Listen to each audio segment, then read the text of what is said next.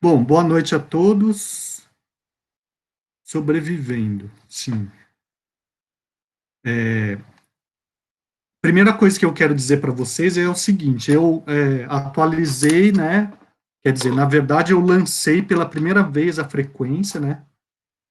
Então, vocês podem ver pelo SAL lá, né? Caso eu tenha cometido algum erro, pode me falar, tá bom? Então, além daqueles que de fato vieram, né? Eu abonei as faltas de alguns alunos, acho que foi só a Vitória, né, que fez o relatório, né, como eu tinha falado, quando faz o relatório da aula alta, né. Teve também uma ocasião em que eu fiz uma pergunta numa determinada aula e falei que se alguém respondesse, alguém que estivesse ausente respondesse, essa pessoa teria a falta abonada, né, então acho que foi a Bruna, uma das Brunas, eu não lembro de cabeça, mas teve alguém que respondeu, eu abonei a falta também. Foi a Bruna. Aham, tá. Então, vocês deem uma olhada lá para ver se eu cometi algum erro no lançamento da frequência, e se eu tiver cometido, vocês me falem, tá bom? Essa questão dos relatórios, né, dos relatórios para abonar a falta, eu vou estabelecer a seguinte regra, que esse relatório ele tem que ser entregue no prazo de um mês no máximo, tá bom?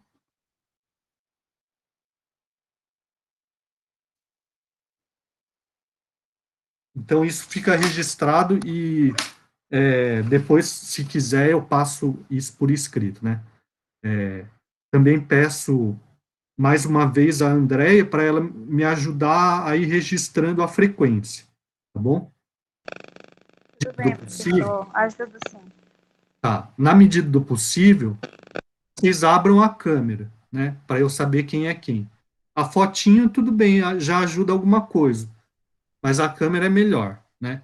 Ah, e outra coisa também, se vocês puderem ir me adicionando no Facebook, é bom também, porque eu vou me familiarizando com vocês.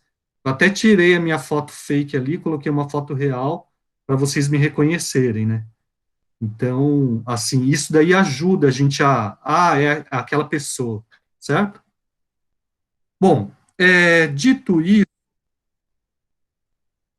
isso, eu vou começar a falar sobre algumas coisas. A primeira é assim: hoje fica sendo o último dia para a apresentação dos poemas parnasianos e simbolistas, certo? Quem não apresentou fica sem essa nota, mas como eu falei para vocês, essas várias notas vão somar a nota um, né? Certo? Então, o que que eu vou fazer agora? Eu vou, é, eu vou tendo para vocês,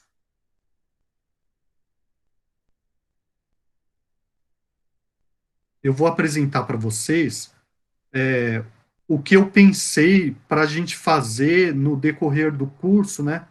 Porque eu fiquei bastante preocupado na aula passada com o cronograma, tá bom? Então, peraí, como que é mesmo? A tela inteira, né? Para compartilhar, né? Tá. Ó, então, quem viu ali no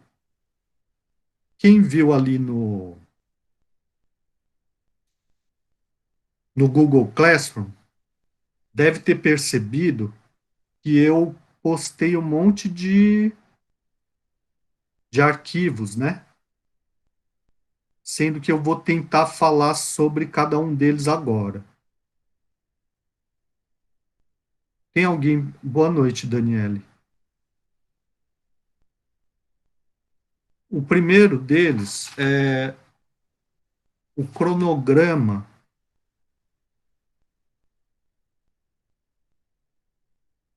Então, esses arquivos que eu postei hoje Vocês estão vendo aí? Sim, estamos. Só que está muito pequeno, ou não? Olha, quem tá pelo computador não sei, mas pelo celular dá pra gente aumentar. Ó, eu vou mudar aqui a configuração, né? Como que está aparecendo para vocês? Está aparecendo as várias janelas todas aqui? É isso? Sim, tudo que o senhor tá vendo, Isso. nós estamos vendo. Aham, tá.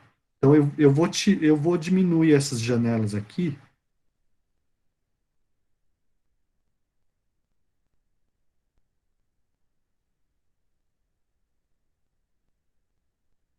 Para ver se aumenta a apresentação.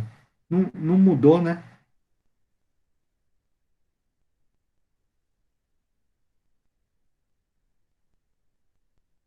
Agora acho que dá.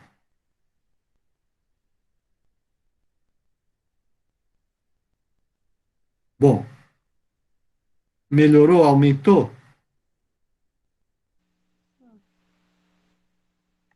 Sim? Sim.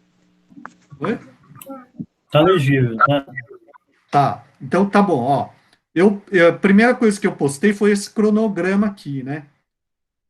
Eu fiquei preocupado porque a gente passou um mês já e a única coisa que a gente viu foi essa revisão aqui, né? Isso que me deixou preocupado na aula passada.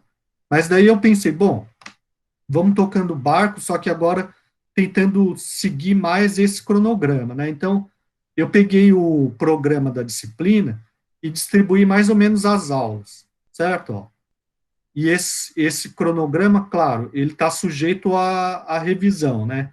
Caso aconteça alguma coisa, a gente vai adequando, tá bom? Mas mais ou menos a gente vai ter que seguir isso, né? Então, pré-modernismo, 3 encontros, sendo que esse daqui é sábado, né? Daí a gente combina se vai entrar síncrono ou não. O modernismo começa com as vanguardas, então a gente tem que definir quem vai fazer os seminários, né? Então, tudo isso a gente vai conversar hoje, tá bom? Então, o modernismo, as vanguardas, fica essas duas datas aqui. Depois a Semana de Arte Moderna, dia 1º de junho. A produção literária da primeira fase, 8 e 15 de junho, né? Sendo que o principal autor aqui é o Manuel Bandeira, né? A segunda fase, poesia, 22 e 29 de junho, sendo que o principal aqui é o Carlos Drummond de Andrade. A segunda fase, prosa, 6/7, o principal é o Graciliano Ramos. Depois o João Cabral de Melo Neto, 13/7. E depois a terceira fase, prosa, Guimarães Rosa e Clarice Lispector, deixei duas datas também. Os principais são o Guimarães Rosa e a Clarice, né? Murilo Rubião eu coloquei porque é o autor que eu estudei, que eu conheço melhor, né? E depois, tendências atuais, coloquei as duas últimas datas, 3/8 e 10/8, tá bom?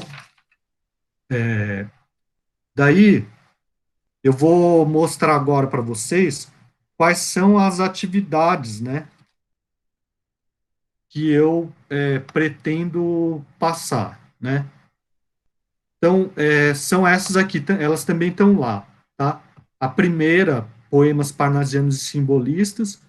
Hoje, depois que eu der essas orientações, eu vou dar o tempo para aqueles que se propuseram a apresentar, né? Depois, pré-modernismo, vanguardas, modernismo primeira fase, Manuel Bandeira, Carlos Drummond de Andrade, Graciliano Ramos, João Cabral de Melo Neto, Guimarães Rosa, Clarice Lispector e outros autores. Então, como vocês podem ver aqui, tem 11 atividades, né? Significa o quê? Significa que vocês podem deixar de fazer uma e mesmo assim atingir a nota 10. E se quiserem fazer todas, tudo bem, porque daí o ponto extra vai para a nota 2, certo? Então, essa aqui tudo é N1, cada uma vale um ponto, né? Bom, eu falei também que as atividades podem ser enviadas, né? Então, elas podem ser enviadas, sim. Eu vou manter esse critério, né? E elas podem ser enviadas em arquivo de áudio ou vídeo, ou por escrito, né? Só que a minha correção, no caso, ela vai ser mais rigorosa quando a pessoa envia, né? Significa o quê? Significa que quando a pessoa apresenta na aula síncrona, ela ganha o ponto pela participação. Se ela manda para mim por escrito, ou áudio ou vídeo, eu posso dar menos do que o ponto inteiro, porque eu vou corrigir com mais critério, né? Com isso, eu quero dizer também que, se a pessoa simplesmente copiar da internet e me mandar, eu mando de volta, certo? E o prazo também a gente vai negociando para cada atividade, tá bom? Eu estou dizendo isso por quê? Porque na aula passada, no ano passado, eu trabalhei de outra maneira, né? Então, como essa é uma situação nova, eu acho que a gente tem que ter uma certa flexibilidade, sim, né? Porque eu não sei exatamente como é que a turma vai render, né? E para mim o que importa é o rendimento da turma, certo? Bom, a nota 2 vai ser ainda seminário ou resenha, certo? Então, os seminários são em grupo.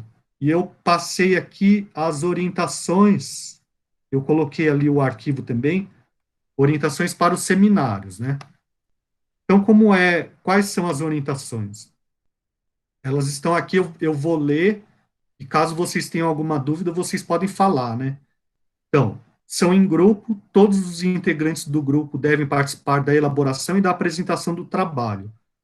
No caso de algum imprevisto por motivo de saúde ou profissional, o aluno deve ter participado da elaboração do trabalho, o que será confirmado pelos demais integrantes do grupo, e fazer alguma atividade substitutiva no valor de metade da nota do seminário. Então, como o seminário vai valer 10, é a nota 2, né? Então, a parte que o aluno que perder a apresentação, por algum motivo de saúde ou profissional, vai valer 5 também. As fontes consultadas devem ser acadêmicas e devidamente citadas.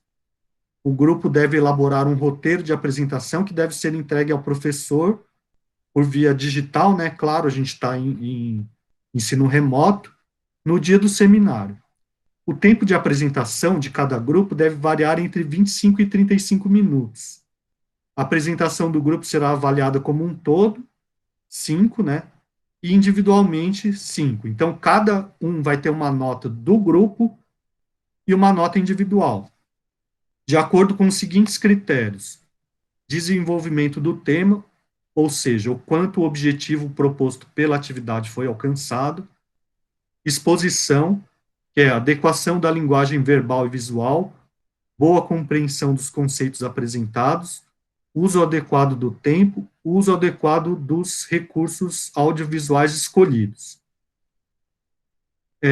Critério C, uso da coletânea, que é o quê? O uso adequado do material utilizado para pesquisa. E D, harmonia entre os membros do grupo, coerência e coesão entre as partes, e contribuição individual para a harmonia do grupo, né? Então, isso aqui, como que eu faço? Geralmente eu vejo assim, o grupo foi bem, não teve ninguém destoante para cima ou para baixo, é a mesma nota para todos aqui, né? Ou, se não foi tão bem, eu vou descontando de um ou de outro, certo? Considerando o quê?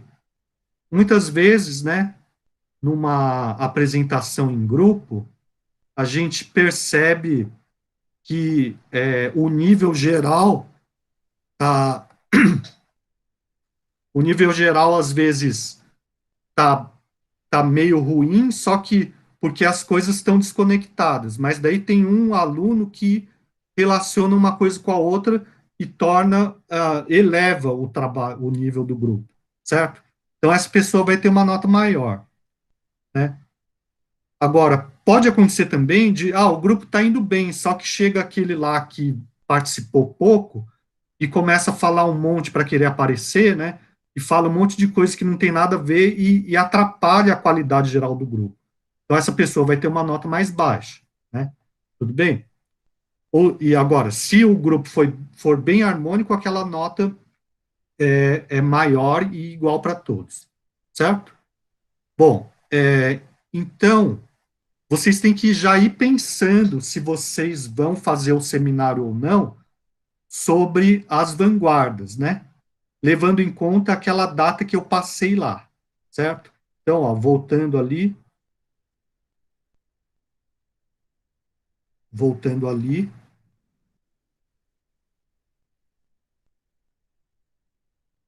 a data para a apresentação de seminários vão ser essas duas aqui, ó, 18 e 25 de maio, né? Ou seja, daqui a 2 ou 3 semanas. Está relativamente perto, né? A gente pode até negociar um pouco, assim, mas não pode muito, certo? Agora, se não fizer o seminário, não tem problema, porque pode fazer a resenha, né? No caso também, o Carlos, né, manifestou um interesse especial pelo Euclides da Cunha e pela obra Os Sertões. Quer fazer o seminário sobre os sertões? Pode, né? Só que tem que decidir agora, né? Ou na próxima aula, no máximo, né? E seguir esses critérios aqui, que eu falei, que eu apresentei aqui, ó. Esses critérios, certo? Ou seja, tem que ser planejado, tem que obedecer o tempo, tem que ser uma coisa bem organizada, né? Tudo bem? Se não quiser fazer o seminário, não tem problema nenhum. Faz a resenha. A resenha também vale a nota 2, e eu coloquei aqui as orientações por escrito, né? Então, a proposta de resenha referente à nota 2 consiste em um texto crítico sobre algum romance, peça teatral, livro de contos ou de poesia da literatura brasileira do século XX ou XXI. Basicamente, uma resenha é um resumo comentado da obra escolhida, conforme esclarece Antônio Joaquim Severino em sua metodologia do trabalho científico. Os critérios de correção são, esse texto aqui, eu postei ali também. Esse eu não vou ler, né, claro, mas está lá, certo? E daí vocês leiam e, caso tenham dúvida, podem falar. Quais são os critérios de correção da resenha? Desenvolvimento do tema, né, o quanto cada trabalho atendeu à proposta dada, sendo que a proposta é essa, resenha de um livro da literatura brasileira do século XX em diante.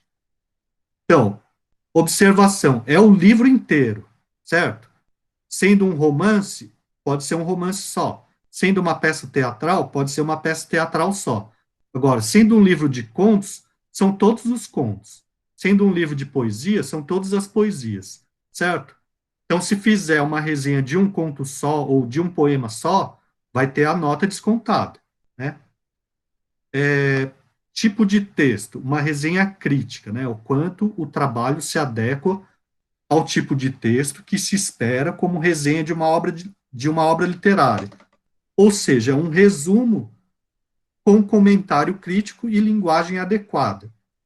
Uso da norma culta, adequação à norma culta. Ou seja, gramática, né? Quer dizer, se comete erros, vai tendo a nota descontada proporcionalmente, né? Coerência e coesão, relação das ideias entre si no texto e das ideias do texto com os conceitos de teoria e crítica literária. O modo como os recursos linguísticos são utilizados para a expressão dessas ideias. Isso é coerência e coesão, né? O trabalho deve ser feito individualmente, caso o aluno consulte alguma fonte, deve priorizar trabalhos acadêmicos e citá-los devidamente. Trechos copiados e não citados levam ao desconto proporcional na nota, podendo chegar à nota 0, certo? Se o trabalho for inteiramente copiado, é 0 e acabou, né? Daí significa o quê? Significa que a pessoa pode fazer a optativa e o exame final, caso não atinja a nota, certo? Só que eu não vou dar outra chance para refazer o mesmo trabalho, né? O prazo será definido no decorrer da disciplina em comum acordo com a turma. Geralmente eu deixo para o final, né?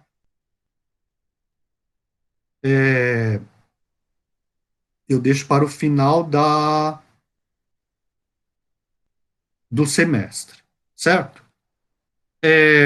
Até agora, alguma dúvida sobre o que eu falei?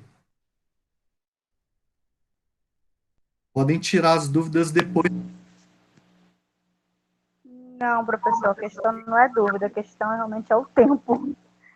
E unir o povo para poder fazer atividade. Porque por mais que todos leiam, né, individualmente, a gente precisa de um tempo, nem que seja para se encontrar virtualmente, para lidar, né, para poder Sim, entendi. organizar a situação. Então, assim, esse tempo eu acho que ficou muito, muito em cima.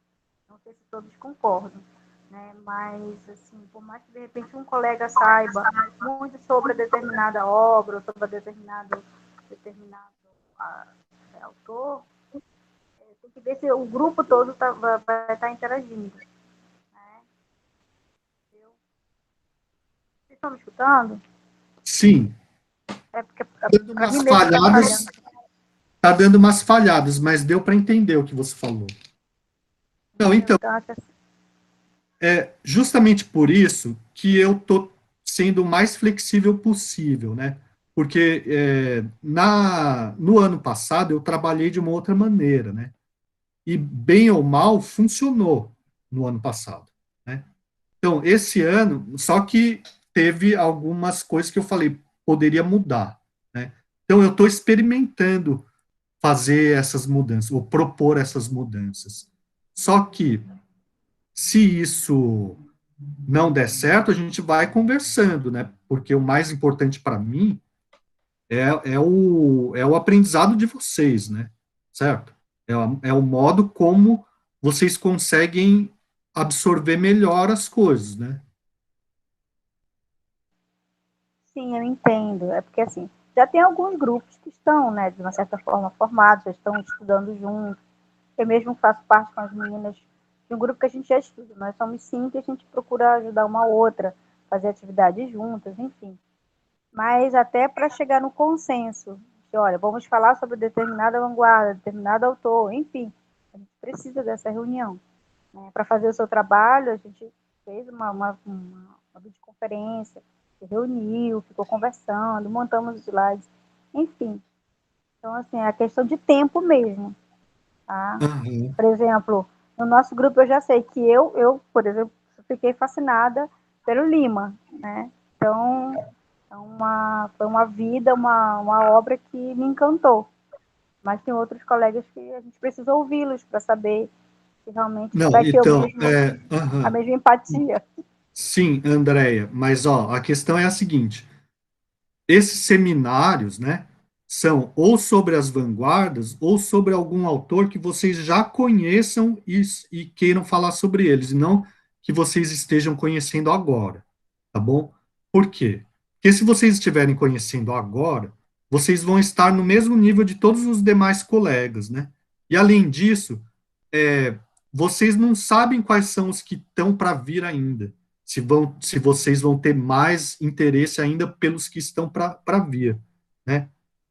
Então, assim, o objetivo dessa disciplina é, na verdade, panorâmico, né? É apresentar para vocês um panorama da literatura brasileira do século XX em diante, né?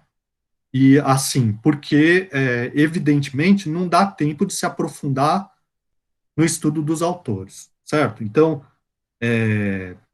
eu acho que desde a apresentação do programa, é isso que eu estou fazendo, tentando apresentar esse panorama. Porque depois, cada um vai, talvez, se interessar mais ou menos por um ou outro autor e se aprofundar na medida do seu interesse, né? E da sua disponibilidade de tempo.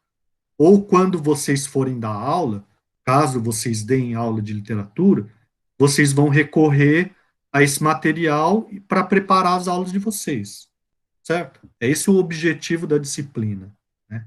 Então, não é assim, escolhe algum autor aí dentre esses que eu estou apresentando durante o curso. Não é isso, né? É só assim, no caso do Carlos, ele expressou um interesse especial, assim, antes de ser apresentado ao autor. Ele já conhecia o autor e a obra e já gostava.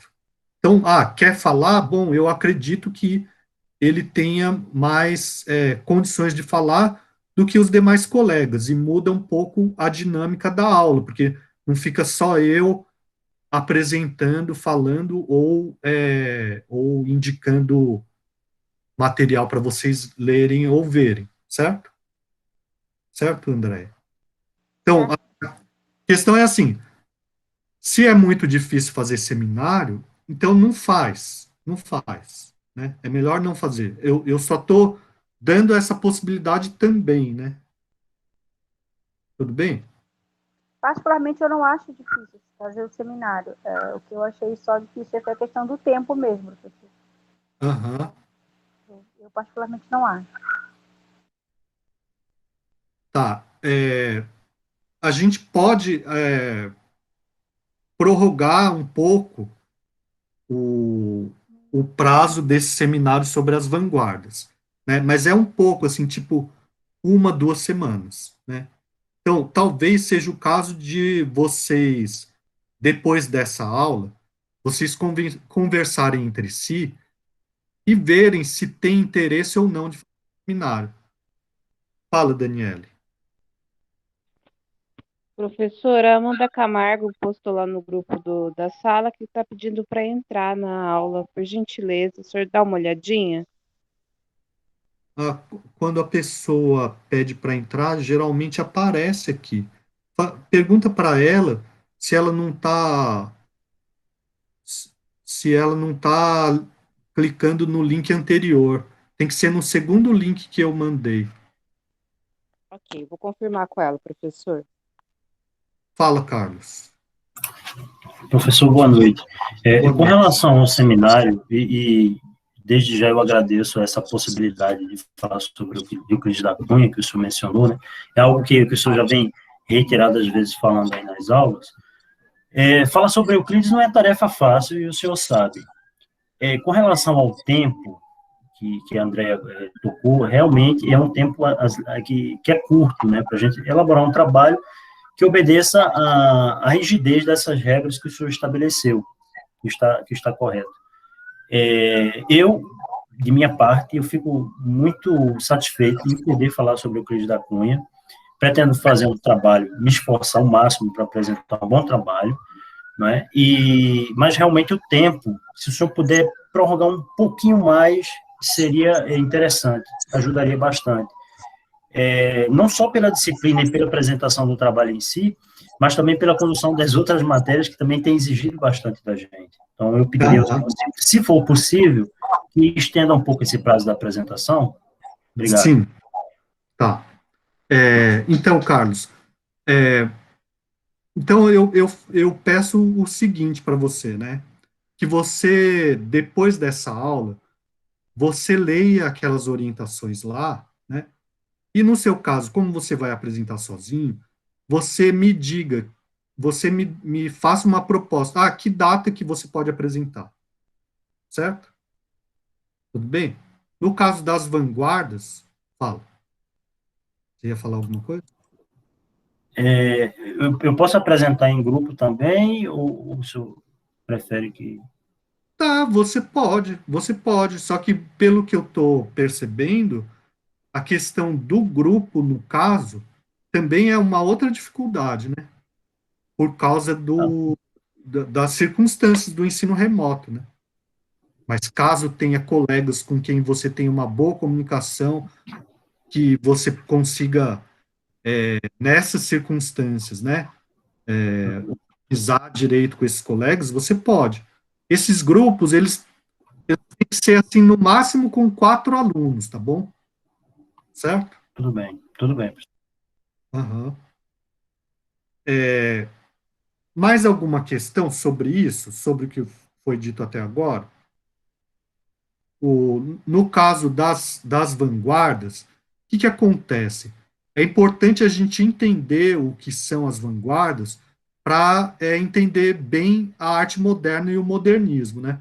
Por isso que não faz sentido, não faz muito sentido deixar as vanguardas muito para frente, né? Só que, bom, uma ou duas semanas ou para frente a gente pode jogar, né? Então, talvez eu possa fazer da seguinte maneira: depois dessa aula, vocês leiam direitinho as propostas lá e pensem se vocês querem ou não fazer o seminário, e se quiserem, qual data seria possível, né?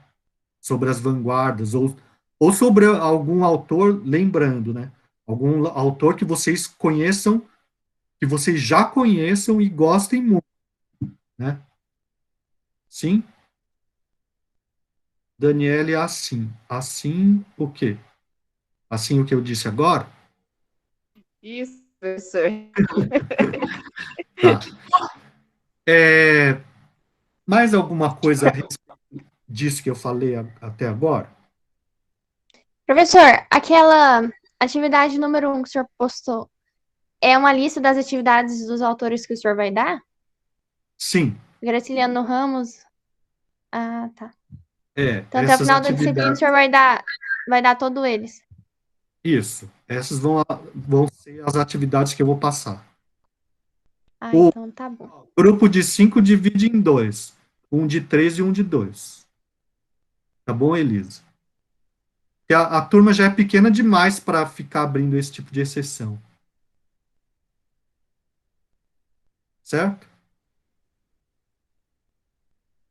Ó, o grupo de 5 não só pode dividir em dois, como pode chamar mais gente para participar em cada um desses dois, né?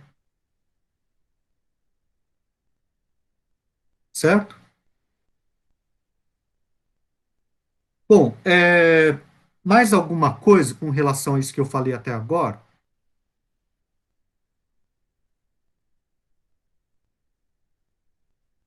Se pode participar de algum grupo. Aí, ó, a Lucimar está procurando um grupo. Se ela puder entrar nesse grupo de 5 e divide o grupo de 5 em dois, daí ficam 3 em cada grupo, né?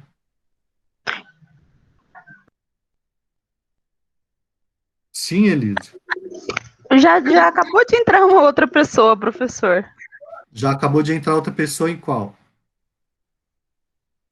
No grupo de 5, ficamos em 6 agora.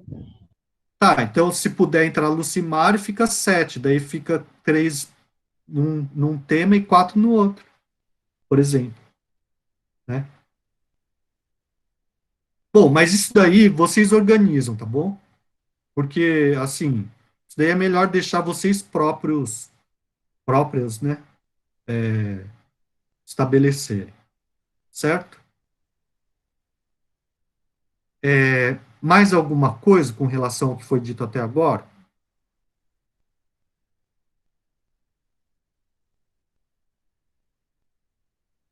Ó, então, a definição a respeito dos seminários, eu espero até a próxima aula, tá bom? Até a próxima semana.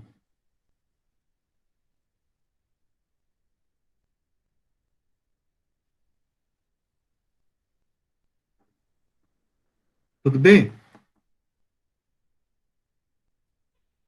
Tudo bem, professor. Tá, beleza. Bom, uma coisa que eu queria dizer a respeito dos seminários é assim, ó. Geralmente a nota, aliás, não só dos seminários, mas as resenhas também, né? Geralmente eu divulgo a nota depois da apresentação de todos. Ou as resenhas, eu começo a ler e eu começo a fazer anotações e eu vou atribuindo a nota depois de ler todas as resenhas, certo? Eu estou dizendo isso porque, assim, foi dessa maneira que eu aprendi a corrigir redação, por exemplo, né? redação de vestibular, é assim que a gente corrige. Antes de atribuir notas, a gente lê uma quantidade bastante grande de redações, né, para se familiarizar com aquilo que os alunos conseguiram realizar a partir da proposta dada, né? E a nota, ela é comparativa, não tem outro jeito, tá bom? Eu estou dizendo isso por quê? Porque em algumas outras ocasiões, às vezes, tem alguns questionamentos, né, sobre a nota. Então, assim, é claro, né, que sempre tem um grau de subjetividade, né, na atribuição de notas. Só que esse grau de subjetividade, ele diminui, né, se a gente estabelece bem os critérios e se a gente procura fazer dessa maneira como eu estou falando, né? Tudo bem? Então, claro que vocês podem questionar, só que assim, vão receber uma resposta à altura, né? Certo? Assim, eu vou justificar a nota, né? Certo? Caso questionem, né? Aliás, às vezes até é bom ver o trabalho do colega, né? Para entender os critérios, certo? Bom, dito isso, mais alguma questão? Se tiverem também, podem, a respeito do que já foi dito, né, sobre seminário e resenha, podem, e cronograma também, podem fazer as perguntas depois, tá bom? Então, seguindo aqui, alguns alunos se dispuseram, né, a apresentar as análises sobre os poemas, né? E ó, eu vou mostrar para vocês aqui, ó, os que já foram realizados, né? As atividades já realizadas sobre os poemas parnasianos e simbolistas, que a gente vai concluir hoje, tá bom? Então, a Amanda Pellegrini, Andréia, Bruna, Souza, Daniele, Aziz e Elisa apresentaram sobre o poema Língua Portuguesa, Lucimari também e o Carlos também. Isso tudo foi na primeira data. Na segunda data, Amanda Camargo, Débora, Leandro e Joyce. Joyce mandou por áudio, né? Eu já dei um retorno para ela. Daí, no WhatsApp, a Vitória, Marcela Marques, Bruno Ortiz e Julian Gabriele se dispuseram a apresentar esses poemas aqui, né? Certo? Então, Vitória, Marcela, Bruno Ortiz e Julian estão aí? Vitória, Marcela não está, né? Julian tá. E Bruno Ortiz não está. Então, a Vitória e a Julian podem apresentar agora. Muriel, pode. Qual é o poema?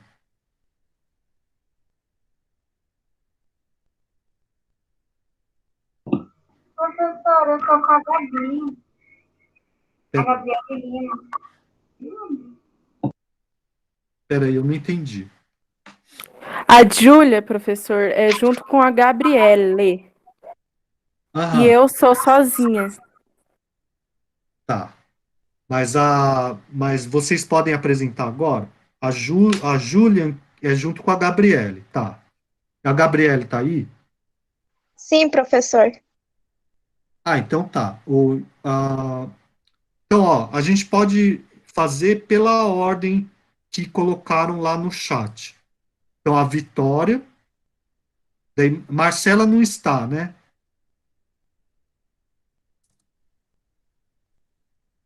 O Ortiz também não está. Então, e daí a Julian e a Gabriele e o Muriel. Pode ser assim? Por mim, pode. Então, pelo que eu vi aqui, é Vitória. Vitória. Peraí, deixa eu pegar o poema. Você tem aí o arquivo? Ou você quer que eu Se o senhor puder apresentar para mim, eu agradeço. Aham. Deixa eu achar aqui.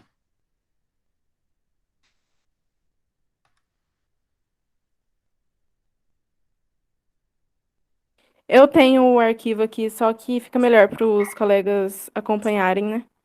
Aham. O senhor exibindo aí. Sim. O que eu tô vendo aqui é que tanto a Vitória quanto a Júlia e a Gabriele escolheram o mesmo poema, né? Então, vocês estão vendo aí? Peraí. Estão vendo aí? Sim. Então tá. E então a Júlia e a Gabriele depois complementam a apresentação da Vitória, certo? Vi, você quer que eu leia? Ou você quer ler? É bom que Eu? leia, é bom que Tá. leia. Isso, eu ia fazer assim mesmo. Eu ia ler primeiro tudo e depois analisar cada Isso, estrofe. isso. Então vai. Pode ler, Júlia. Pode Só ler. que o áudio da Júlia tá bem ruim, né? Meu áudio tá ruim? Tá. Pelo menos para mim tá. Tá ruim pra vocês, gente? Para mim aqui tá bom. Tá dando para compreender. Melhorou, professor?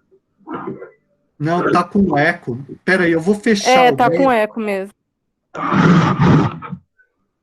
Ó, eu vou fechar o meu, quem sabe fica melhor, né? Amor, eu preciso.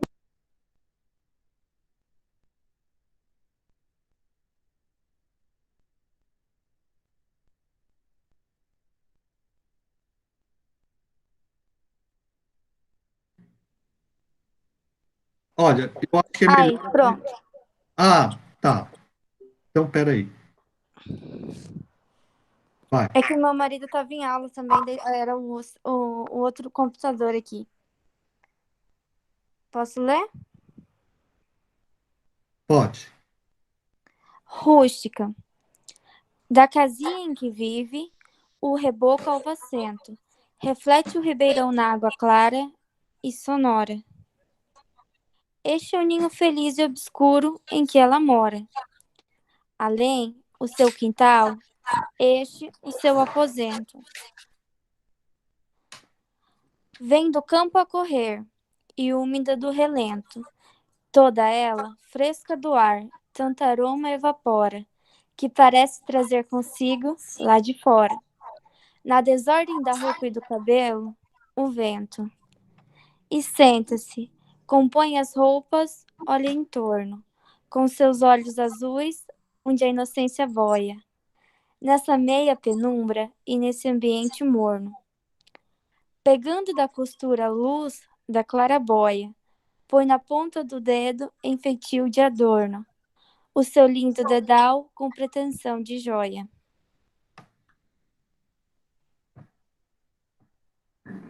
Tá bom, obrigado, Júnior. A Vitória, então, começa? Isso. Ali na primeira estrofe, né, a poeta fala um pouco sobre o lugar onde ela mora, que é o reboco ao assento, reflete o ribeirão na água, clara e sonora, tem um ribeirão e tal. O ninho feliz, né, que ela demonstra o sentimento que ela tem do lugar. Onde mora, o seu aposento, né, onde ela mora. E é isso aí, na primeira estrofe, que eu consegui analisar.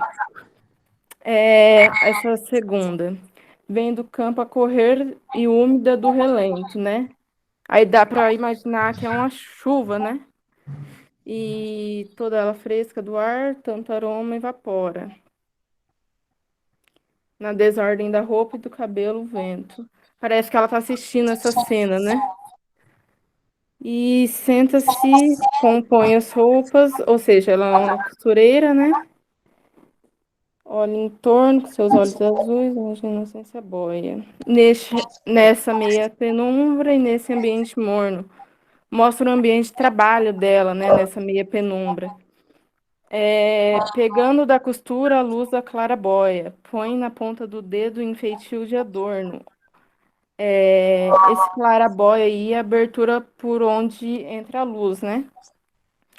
E põe na ponta do dedo, feitio de adorno, o seu lindo dedal, com pretensão de joia. Parece assim que ela demonstra que ela trabalha com amor, né? Por isso que ela fala claraboia, né? Porque vem uma luz, né? E é isso. E assim, num geral, assim, é um cotidiano de uma mulher, né? Foi isso que eu consegui, e Tá, ele é um então, poema parnasiano, né? tá, então vamos ouvir as colegas e depois eu comento. A Julian e Gabriele. Oi, professor. Então, o poema dela tem rimas e também ela faz cotidiano de uma mulher do interior.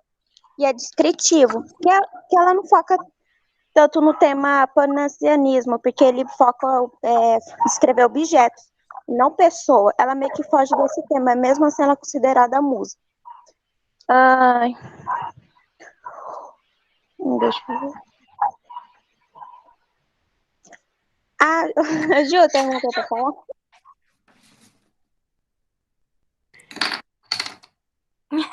Gabi.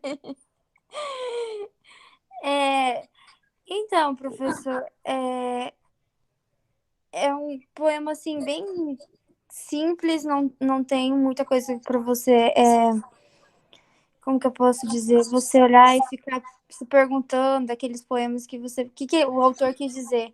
É bem simples mesmo, reflete o dia dela. Parece que é uma coisa que ela gostava muito, que ela traz com muito assim, com muita leveza, tanto quando ela diz os aromas, quando ela diz os ventos que passam por ela, parece que é algo que ela assim tá relembrando, não que ela tá ali no momento, mas parecia algo que ela relembra. Para mim é isso. Outra coisa, professor, o poema parece ser simples, mas ele é um poema chamado de soneto alexandrino, que é difícil de fazer, porque cada linha e cada verso tem 12 sílabas poéticas, e é considerado uma coisa difícil de fazer, parece simples, mas não é.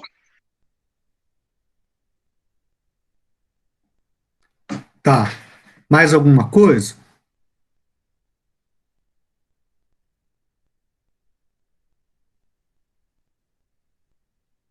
Então, sim, é um poema com versos alexandrinos, né? Ou seja, com 12 sílabas poéticas, né?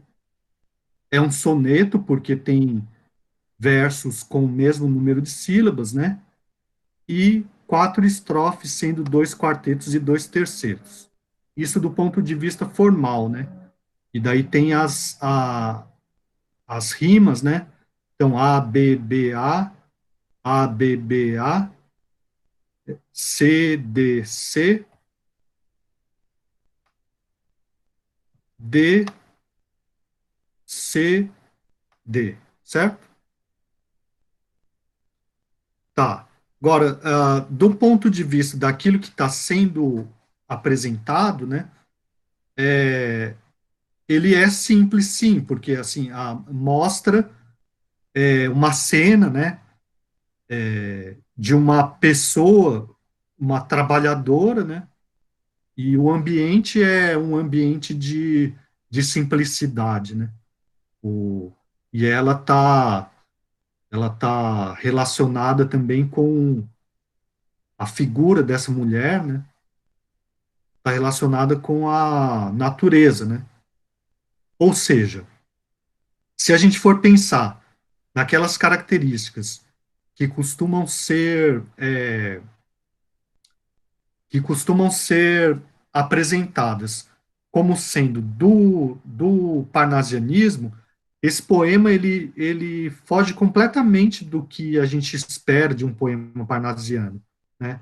A não ser pelo fato de que tem um rigor formal, né, na métrica, na parte estrutural do poema, né? Talvez tenha um certo distanciamento, né, entre o eu lírico, que seria a, a narradora do poema, né, e a cena que está sendo apresentada, né, ela é apresentada como um certo distanciamento afetivo, né, o eu lírico não se envolve emocionalmente com aquilo que ele está descrevendo, né. Por outro lado, a figura da mulher, ela é assim, tem até um certo romantismo na ideia de uma pessoa simples, trabalhadora, que vive em harmonia com a natureza, né? E, e esse tipo de coisa, né?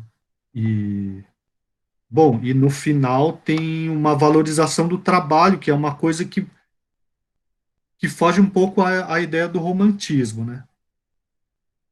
Ou, ou uma figura idealizada. Bom, talvez seja, assim, pareça mais um poema romântico do que parnasiano, né?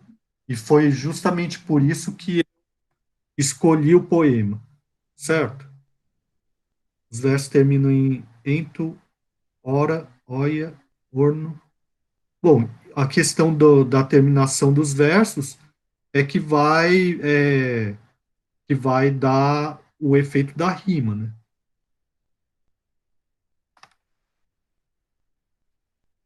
Enfim, eu acho que esse é um poema bem diferente para ser considerado parnasiano. Mas ele é considerado parnasiano ou a autora é considerada parnasiana pela crítica, né? Por exemplo, naquele livro Presença da Literatura Brasileira, né? Que eu coloquei um trecho lá para vocês, e também o Manuel Bandeira, ele, na seleção dele, na antologia dele, ele coloca a Francisca Júlia como parnasiana, certo? E essa é uma autora relativamente pouco estudada, né? Certo? Alguém mais quer falar alguma coisa sobre esse poema? Os demais, falam. Professor, é a Daniele. Posso perguntar uma coisa? Pode, claro. Esse poema, quando eu li, eu tive a impressão que a imagem, a figura da mulher, se confunde com a figura da natureza. No primeiro verso, na primeira estrofe, quer dizer, no primeiro quarteto, eu tive a impressão que era de uma casa que ele estava falando, assim. A decisão. Tá. Aí, a partir do segundo, que eu vi que era uma mulher. Sim, então vamos. Então, eu posso dizer que também por isso que se confunde um pouco com o romancismo, ou com o romantismo, que o senhor fala que ela é considerada parnasiana, mas tem características romantistas? Românticas. Não, eu falei a questão da simplicidade, da relação com a natureza, que levam a gente a associar com o romantismo, né? Ó, na primeira estrofe, de fato está falando da casa. Da casinha em que vive, o reboco alvacento reflete o ribeirão na água clara e sonora. Só que também fala dela. Este é o ninho feliz e obscuro em que ela mora. E até nesse verbo aqui, da casinha em que vive, quem vive? Né? A gente já vai pressupondo que tem alguém que tá sendo apresentado aqui, né? Aliás, o próprio título, né, já remete à pessoa, né? Então, da casinha em que vive, o reboco alvacento reflete o ribeirão na água clara e sonora. Também já começa a falar sobre a ideia da natureza, né? o ribeirão na água clara e sonora, né? Este é o ninho feliz e obscuro em que ela mora, além o seu quintal, este o seu aposento. Então, primeiro fala da casa e do reflexo da casa no ribeirão, daí fala depois do quintal e do quarto, né? Daí, vem do campo a correr e úmida do relento, eu não sei quem falou que tá chovendo, não é exatamente que tá chovendo, né? Que ela não tá molhada, ela não tá molhada, ela tá úmida, né? Vem do campo a correr e úmida do relento, toda ela fresca do ar, tanto aroma evapora, que parece trazer consigo lá de fora, na desordem da roupa e do cabelo, o vento. Então, aqui, mais ainda, aparece a figura dela, né, combinada com elementos da natureza, né? Então, desde o momento em que ela vem do campo a correr, né, está úmida do relento, fresca do ar, o aroma evapora, né? E alguém, eu não sei qual das meninas falou, tem a questão essas imagens aqui, a gente percebe assim, tem o aspecto visual, né?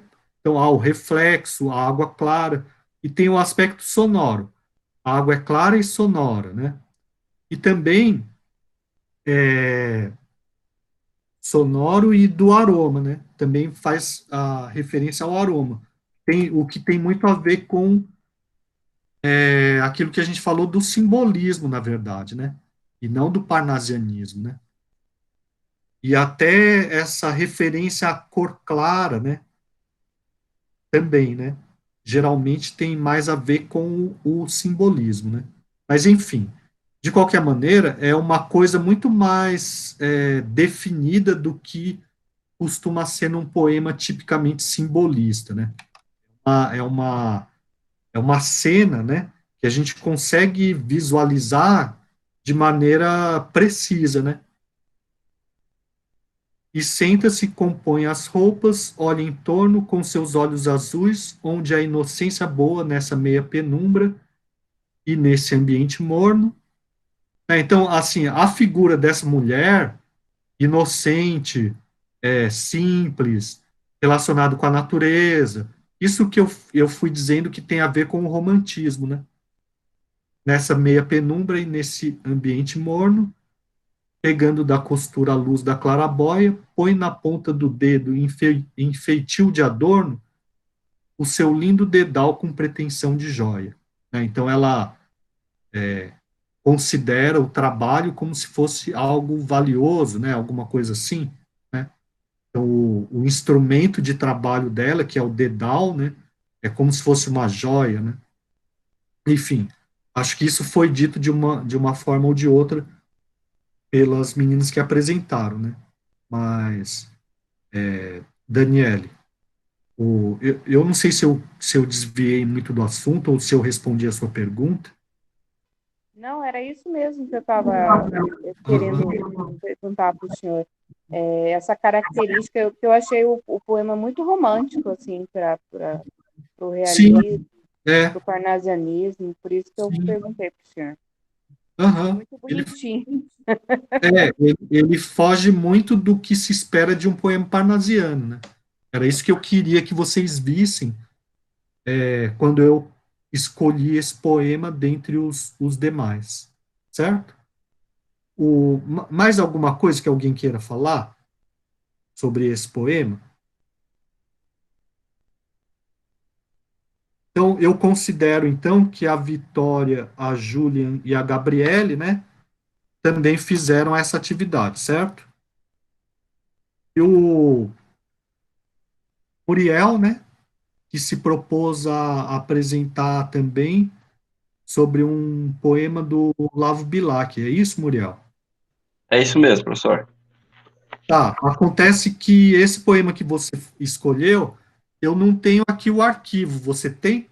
Não, eu fiz um slide, aí eu tenho ele aqui. Ah, beleza. Você consegue compartilhar o seu slide? Ih, já vou acompanhar. Já vou compartilhar. Tá.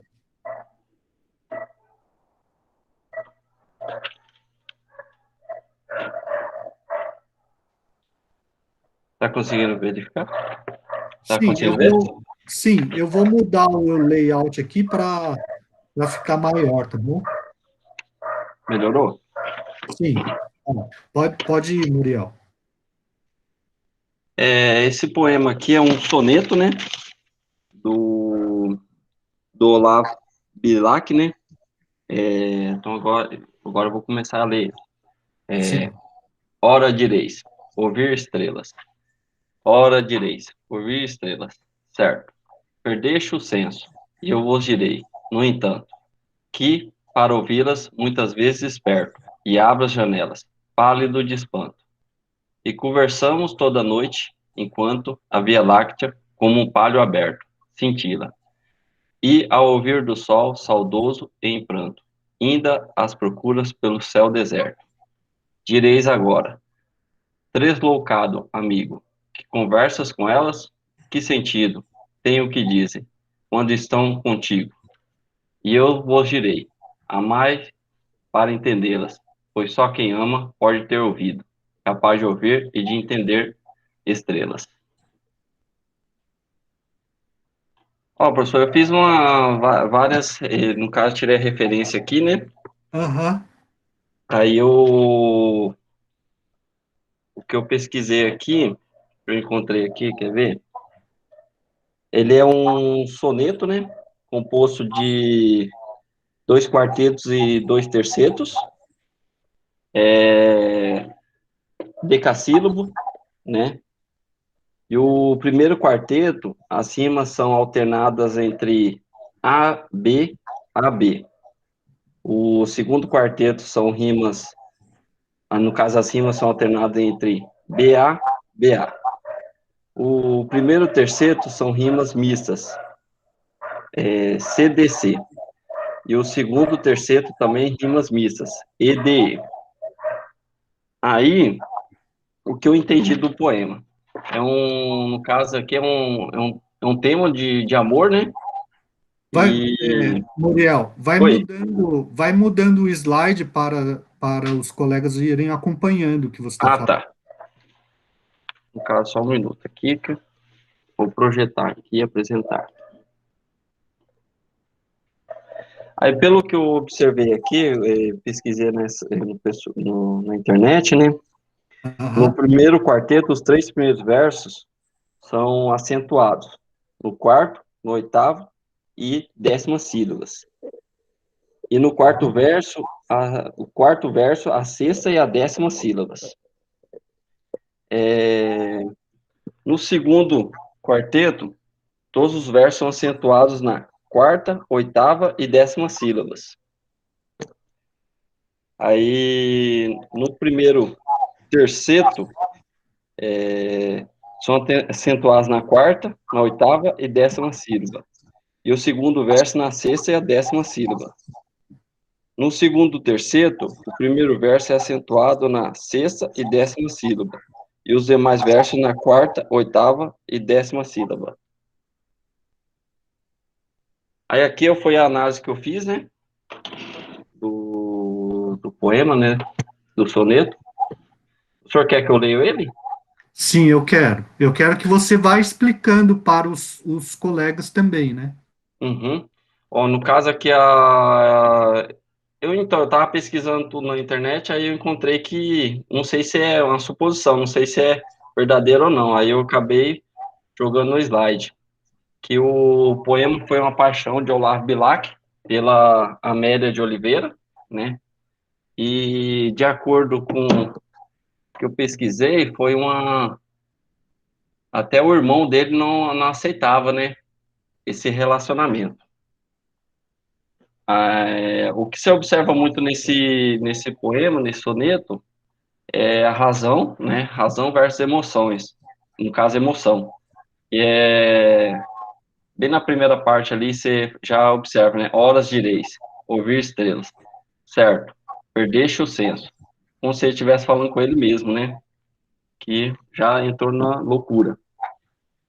E na segunda parte aqui, ó, o eu lírico parece sentir a necessidade de conversar com as estrelas, um momento de sonhar com a amada.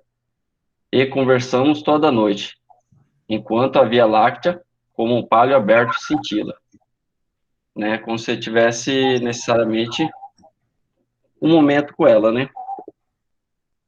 Aí na outra parte aqui da análise, quando amanhece o Eulírico ainda quer sonhar com sua amada e continua a busca pelas estrelas. Essa parte aqui. E ao vir do sol, saudoso em pranto, ainda as procuras pelo céu deserto.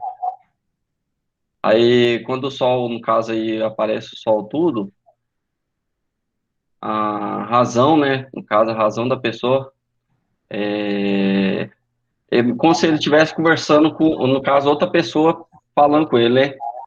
Deslocado amigo, que conversas com elas? Que sentido tem o que dizem quando estão contigo?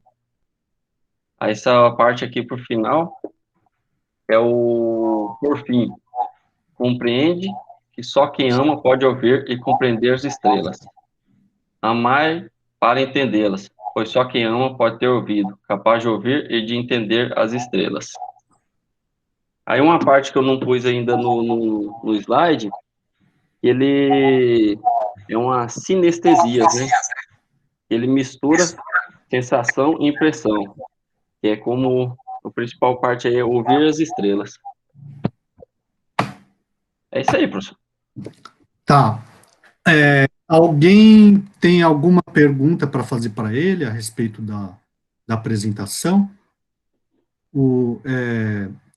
Muriel, coloca no primeiro slide de novo, por favor, que é o próprio poema, né? Isso.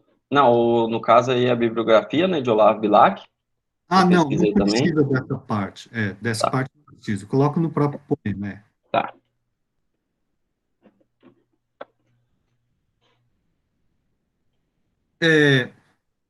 Alguém quer falar alguma coisa a respeito do poema? O que eu quero dizer, em primeiro lugar, né, Muriel? A mesma coisa que eu disse para o Leandro, né? É o Leandro, né, na aula passada, que serve para todos. Para não ficar muito preso no material que vocês encontram, né? A respeito de análise de poema, né? Para vocês tentarem ter um pouco mais de autonomia. Claro que, nesse caso, você lê um artigo acadêmico, né? Isso. Citou o artigo acadêmico, né? Isso mesmo. Isso é adequado, né? E, além disso, você não ficou só lendo, mas falando da maneira como você entendeu, né? Uhum. Eu estou dizendo para você ir um pouco além, e para os demais colegas também. De que maneira? Tentando ler o próprio texto e tentando entender, assim, por conta própria, o próprio texto, né? O poema. Não ficar tão preso à interpretação que vocês encontraram, né?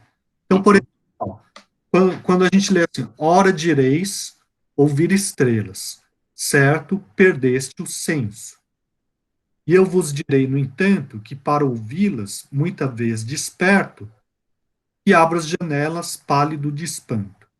Então, aqui, você disse assim, que essa primeira fala, que está entre aspas, é como se ele estivesse conversando consigo próprio, né? Você disse? Isso.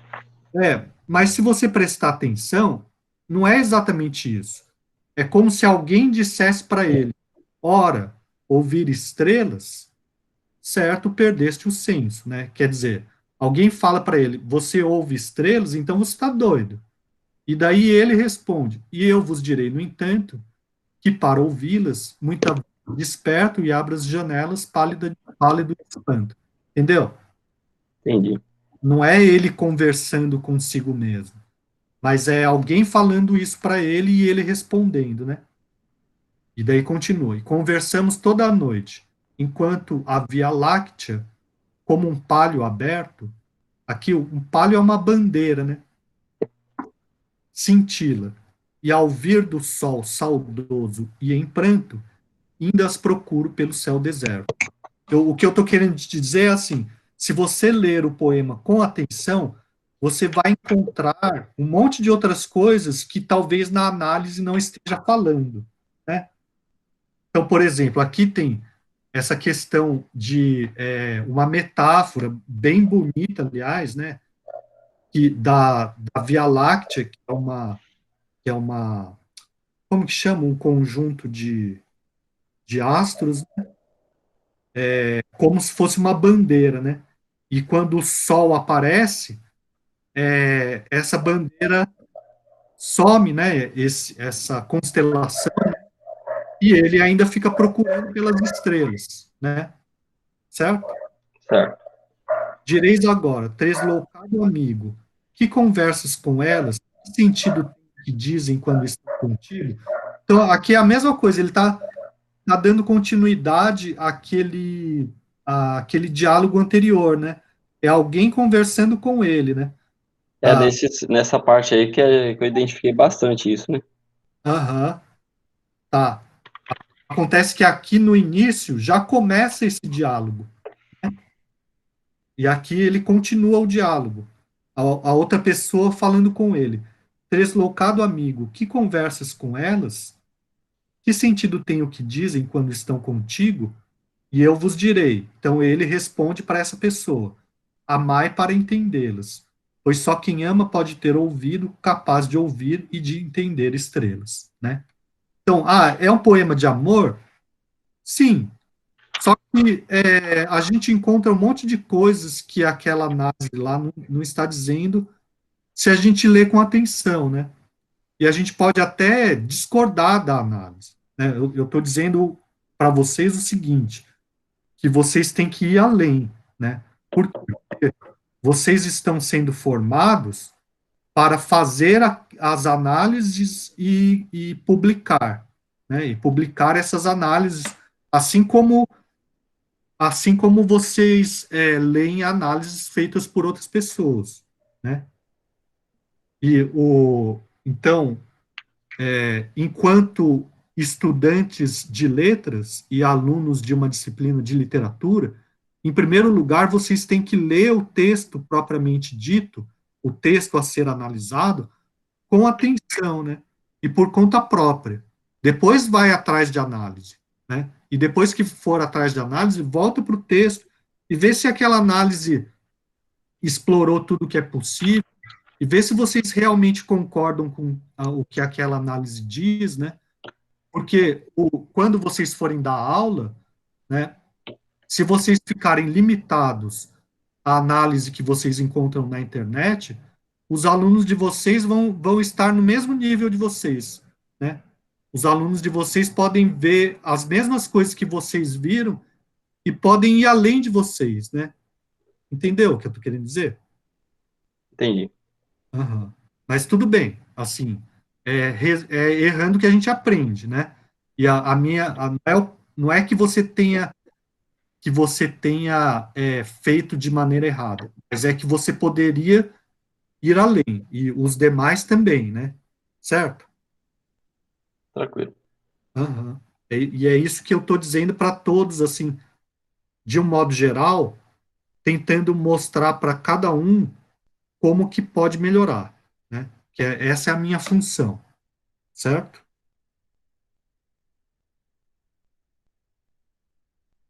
Tudo bem? Tranquilo, professor. Tá. Alguém mais quer falar sobre o poema, sobre esse poema que o analisou? Fala, Lucimar. Doutor, eu gostei desse poema que você falou. Espera aí, o seu áudio tá ruim, eu não estou entendendo.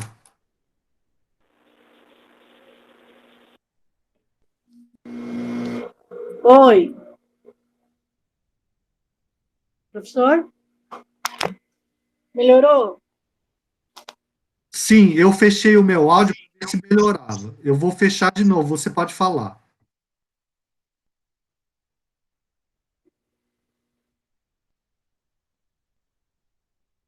Professor, pelo que o senhor falou, é um poema de amor, né?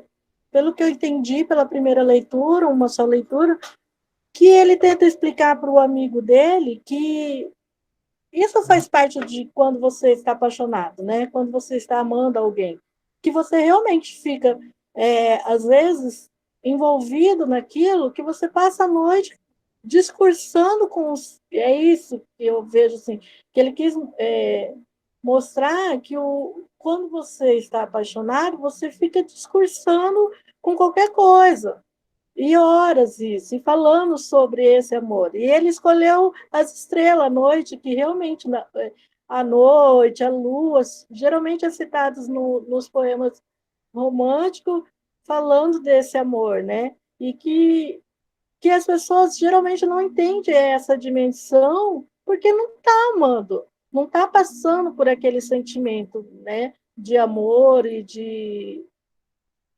amor em si, né? E isso que me deixou assim bem. Eu gostei muito do poema por essa parte, porque esse poema coloca voz nos sentimentos que às vezes a gente não consegue externizar, né? Colocar. E as pessoas às vezes falam assim, tá louco. Não, não é bem louco. Sou simplesmente apaixonado, eu estou amando. Então ele começa a explicar para o amigo dele que ele está amando. E ele só vai conseguir entender a partir do momento que ele estiver tendo o mesmo sentimento. Eu achei o poema muito lindo. É isso mesmo, Lucimari. Bem interpretado. Aliás, você falou com mais clareza do que eu, né? Eu fiquei mais nos detalhes, mas eu não falei sobre esse sentido geral de uma maneira tão direta e clara como você fez. Mas é isso. Talvez porque você tenha mais experiência em ficar apaixonado do que eu.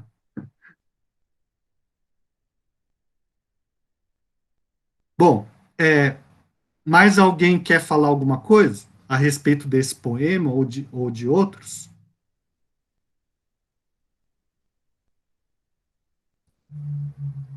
Não? Tá, então, o próximo assunto nosso é a respeito do Lima Barreto, né? Então, eu pergunto para vocês, quem leu o prefácio que eu pedi? Ouviu os vídeos? A Andrea tinha falado que tinha gostado, né? Então, Professor, fala, Carlos. antes de o senhor iniciar a discussão sobre Lima Barreto, no início da aula eu observei, o senhor nos trouxe a relação dos escritores, os pré-modernistas, os modernistas, né? E o senhor sempre citava um autor destacado ali em cada período. O senhor falou de Graciliano, falou de João Cabral, o senhor falou também de Carlos Drummond, só que me chamou a atenção o seguinte, só fera também, né? Raquel de Queiroz, onde é que ela entra nessa... Acho que ficou faltando a Raquel de Queiroz nessa enumeração de grandes escritores, professor. Tá. Assim, bem observado, Carlos, de fato. A Raquel de Queiroz, ela entra na geração do Graciliano Ramos, né? Geração de 30, que se chama, né? É verdade, está faltando a Raquel de Queiroz, mas está faltando muitos outros, né? Então, o que acontece é assim, a gente tem que escolher alguns, e não muitos, porque senão a gente não dá conta, né? Mas é também por isso que eu proponho a ideia do seminário não, da resenha, por exemplo, né? Então, alguém gosta muito de algum autor que não está contemplado pelo programa, né? Bom, o seminário também, né? Mas tanto o seminário quanto a resenha, né? Então, no contexto da pandemia, eu enxuguei mais ainda o programa, certo? Então, essa é uma outra autora que se alguém quiser falar sobre, fica à vontade, né? Mas, assim, eu aconselho, né, que a pessoa fale sobre aqueles autores que já conhece antes de começar a disciplina. Por quê? Porque daí vai conseguir falar com um nível de profundidade maior, né, do que a maioria, né? Então, tá faltando quem? Jorge Amado, tá faltando Lígia Fagundes Telles, tá faltando a Hilda Hilst, né? Tá faltando um monte, né? Mas não tem como colocar todos, né? Aliás, não tem como colocar a maioria. Então, a gente vai naqueles que a gente sabe que não pode ficar de fora de jeito nenhum, né? Outra coisa é assim, que vocês, alguém me perguntou a respeito do Alfredo Bose, acho que foi você mesmo, né, Carlos? Sobre o Alfredo Bose. A história Eu não contida. recordo, professor. Sinceramente, eu não recordo. Tá, mas alguém Foi dessa eu, turma... professor. Foi eu pelo WhatsApp. Elisa. Ah, mas eu acho que teve mais alguém além de você. Não, você Ah, falou... não, sim, sim. É que eu citei a literatura... História concisa da literatura brasileira. História concisa da literatura. Aham. História concisa da literatura brasileira, exatamente. Sim, Eu citei como referência na última aula, é verdade. Isso, Então, um livro como esse é muito importante para quem vai dar aula de literatura, né? Seja esse ou seja outro, que seja, assim, de história da literatura, né? E que vá apresentar de maneira panorâmica também, né? Todos os principais autores dos principais movimentos, etc. Né? Então, é bom ter em mãos, sempre para consulta, esse tipo de livro, né? E daí vocês vão conseguir, assim, relacionar outros autores com esse programa, que é um esqueleto bem básico do que é a literatura brasileira, né? Esse programa dessa disciplina é um esqueleto bem básico. E daí os demais autores que ficaram fora, vocês podem ir relacionando a partir da leitura de um livro como esse, a História Concisa da Literatura Brasileira, né? Agora, caso alguém se interesse mesmo pela literatura e vá dar continuidade aos seus estudos, fazendo, por exemplo, um mestrado, né? Daí vai escolher um determinado autor para se aprofundar mais ainda, né? Daí essa pessoa vai ver que um livro como esse do Alfredo Bose, ele também deixa a desejar quando ele fala de determinados autores. Por quê? Porque não tem como ser diferente. É como se fosse um grande mapa, né? É um grande mapa. Só que se você conhece o lugar, pessoalmente, se você vai num determinado lugar, você vê que o mapa é só uma representação simples do que vem a ser esse lugar, certo? Mas, enfim, a Andréia ia falar alguma coisa. O que você ia falar mesmo, Andréia? Ah, eu perguntei para vocês a respeito do Lima Barreto. Quem viu os vídeos, quem leu a introdução, a Vitória viu os vídeos. Eu ia dizer que eu li, né, parte eu não li todo o resumo, mas eu vi os vídeos e aí fui lendo outras coisas. Inclusive, depois que eu comecei a ler, foi o assunto de casa, o assunto de hoje com a filha, voltando do médico, foi o assunto com o marido, para ver se eles já tinham ouvido falar do autor, porque eu não recordo de ter ouvido dele. E eu me encantei com a história. Então, assim, já comecei a pesquisar sobre ele. Não sei se seria uma amante do Euclides da Cunha, aliás, dele como o Carlos é do Euclides da Cunha, mas com toda certeza me interessei muito pela história dele. Uma história muito profunda, uma história, assim, realmente um literário, né, que fez muito e não é muito reconhecido, né, e nem tão conhecido também como deveria, mas tem uma contribuição muito grande para a literatura brasileira, né, para a cultura, para falar do subúrbio, para estar à frente do seu tempo, enfim, eu estou gostando muito da leitura. Ah, legal, Andréia. Sim, realmente o caso do Lima Barreto é um caso bastante importante para a gente entender a literatura brasileira, né? Porque é um mestiço, né, de negro com branco, né, que passou por muita dificuldade, muita discriminação, né? e a literatura dele é também uma denúncia, né, da desigualdade social no Brasil, né? Mas assim, é importante também ler os contos, né? Ler os contos dele, né? Então, aquilo lá, aquele material que eu coloquei para vocês lá no Google Classroom é uma edição dos contos completos dele, né?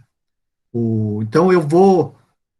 bom, eu quero ouvir também a Lucimari, a Bruna e a Vitória, o que que acharam, que fala, Lucimari.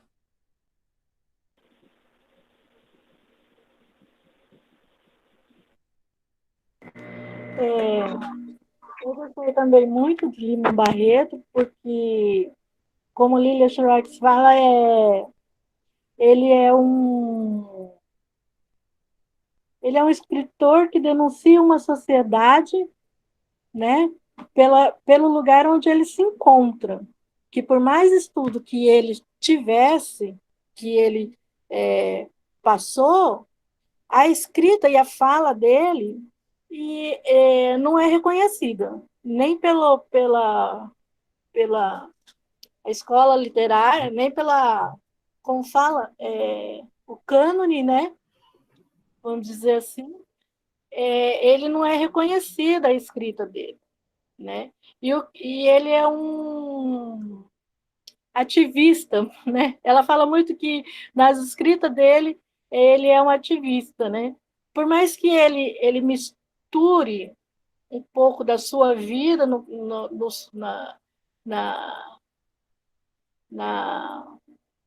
contos ou nos romances dele, né, na literatura dele, ele meio que coloca um pouco da sua trajetória como mestiço e como ele está em que lugar ele está inserido nessa sociedade, como ele é visto nessa sociedade, quanto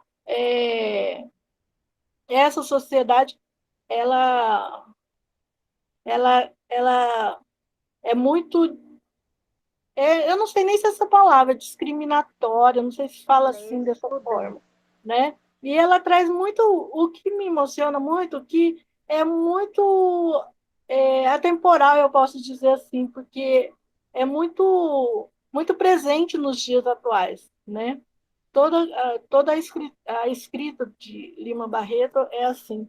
Então, eu já li também o Triste Fim de Policarpo Quaresma, mas só que a Lília ela fala que é o Dom Quixote brasileiro, né? No vídeo que ela posta, ela fala muito disso, né? Porque ela é uma especialista em Lima Barreto, né? Ela estuda até hoje Lima Barreto, né? Ela que já é uma doutora, professora em universidade também, ela estuda ainda Lima Barreto e ela coloca isso, né? Que o Triste Fim de Policarpo Quaresma é o nosso Dom Quixote, né? Mas eu vejo ele assim como um visionário também, né? Eu vejo o Lima Barreto muito como um patriota, né? Que se você for lendo ele, logo no começo ali, ele compra uma briga assim com os poderosos da época, porque ele quer transformar a nossa língua em Tupi-Guarani, que eu acho que também não é muito longe, mas quando ele... eu vou dar um spoiler para quem não deu, né? E quando ele vê que ele não consegue isso, ele se entristece muito, né? Por ele amar tanto essa terra, por amar tanto o Brasil, por valorizar tudo que existe no país, né?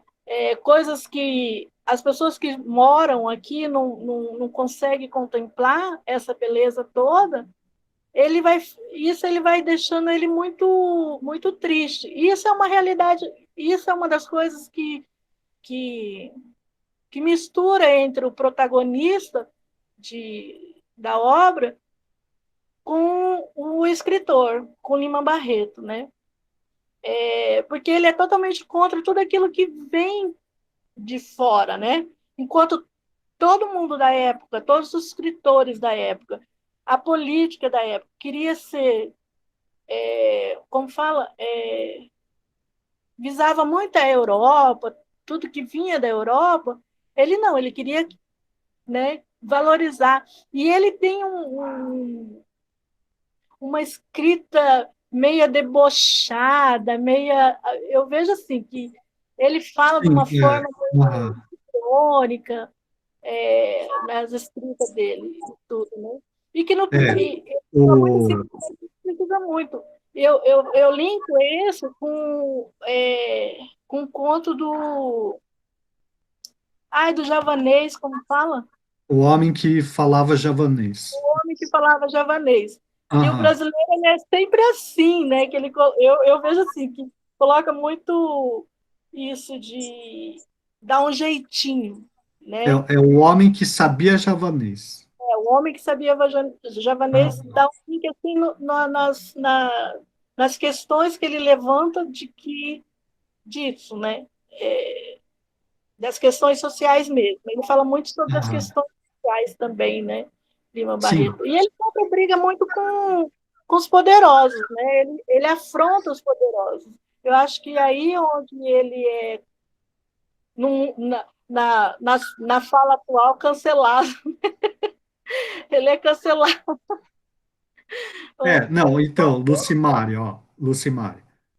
Uma coisa é a obra, né? Outra coisa é a pessoa, o escritor, né? Então, ele de fato foi contra poderosos, né? Do meio literário também, né? E pagou por isso, né?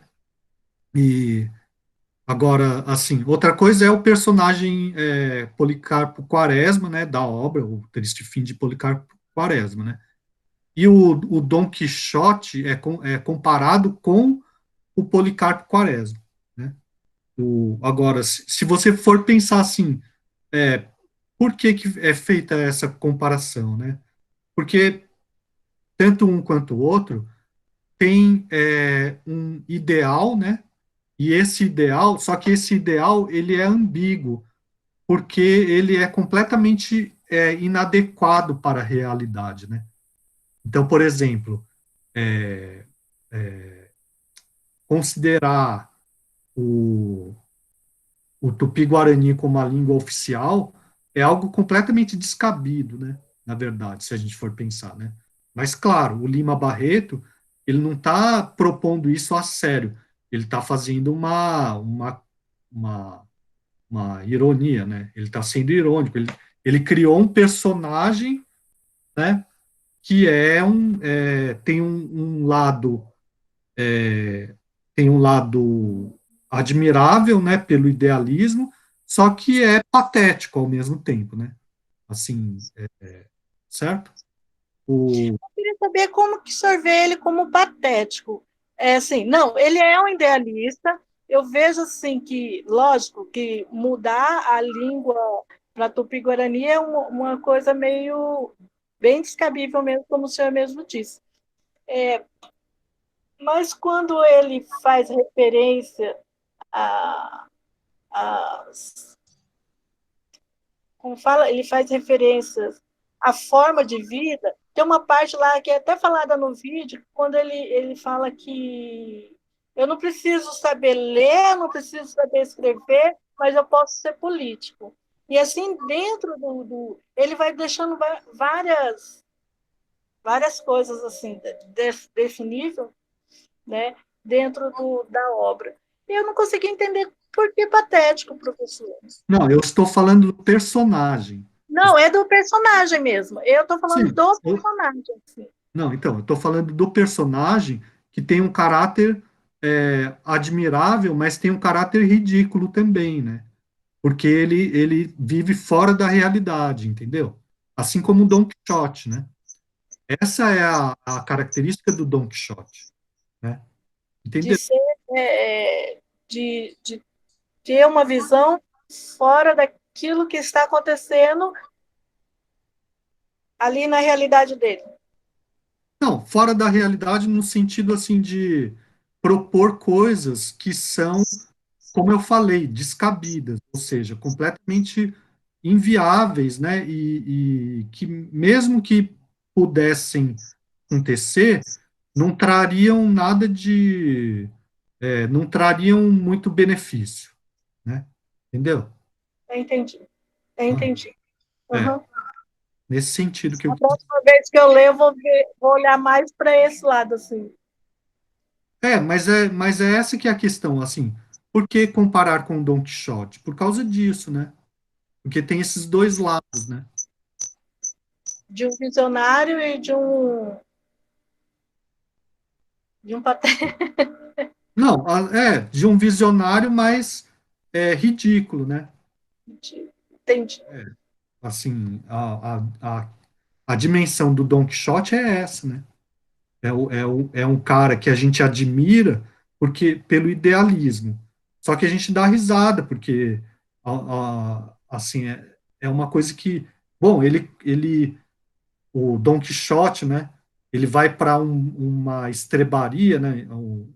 Não é esse o nome, mas ele vai para uma estalagem, né? Que é tipo um hotel e bar meio de, de baixo nível e confunde isso com um castelo. Ele encontra as prostitutas e considera que elas são damas, né? Ele encontra um pastor de ovelha e acha que é um exército, ou seja, ele vive fora da realidade, né? Ele quer Ele se apaixona por uma prostituta e ela é feia, ele acha ela linda, maravilhosa. a Dulcinea. Não, não é uma prostituta, é uma mulher É feia, né? do povo. É uma mulher do povo. E é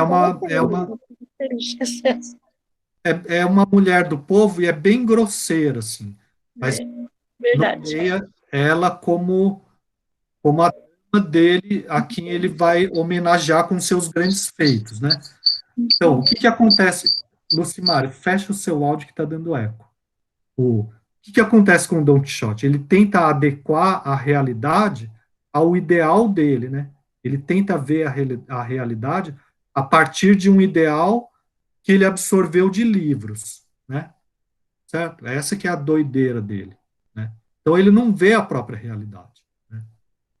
Bom, Lucimar, você quer falar mais alguma coisa? Se você não quer, abaixa a mão. Não, professor. Tá. Mais alguém quer falar? Elisa quer bolo. Para quem que você está pedindo para fazer, Elisa? Ah, Andréia. Está pedindo para a Andréia fazer. O aniversário dela semana que vem, professor. Ah, parabéns, Elisa. Ou é melhor deixar para dar os parabéns na semana que vem, não sei. Vai cair exatamente na aula do senhor. Se o senhor quiser decretar um feriado, abrir um boteco assim exclusivo para nós vai. Não, então, a gente está em pandemia ainda, não dá. Mas e aí, sobre o Lima Barreto, mais alguém quer falar sobre o que leu, o que viu? Ou o que. Professor, Oi, fala. lendo um pouquinho lá, eu fiquei assim, tentando imaginar, porque assim, ele tem diários, né? Diários de quando ele estava no hospício, né? E tem momentos em que ele descreve com muita exatidão o que ele passava ali, mas havia momentos também em que parecia fantasia o que ele estava contando. Olhando um pouquinho a vida dele, né, ele vivia assim como se fossem dois mundos. Ele vivia estudava na melhor escola na época, né, paga. Então, assim, na escola, mesmo tendo o melhor estudo, a melhor possibilidade, né, de ser educado, né, para a educação formal, quando ele voltava para casa, ele morava no hospício. Né? Há um tempo que ele mora no hospício. Eu vou tentar entender um pouquinho mais como é que acontece esse momento, eu ainda não entendi direito. Mas, assim, é como se ele vivesse duas realidades. O subúrbio, né, da onde ele morava nos finais de semana, e a escola, que por mais que tivesse um bom estudo, ele estava numa escola de gente branca, da alta sociedade, onde ele vivia a discriminação, onde ele vivia o preconceito. E isso é muito descrito, né? É muito vivenciado numa leitura muito, muito clara, de uma forma assim, muito até assim, de confronto mesmo, de mostrar essa realidade do preconceito, do racismo, né? E ele também mostrar essa realidade que era o subúrbio, que ele tinha o convívio também. Esses diários que ele fez, eu não sei de quantos foram, e nem se saiu, se extrapolou, eu acredito que sim, as paredes do manicômio.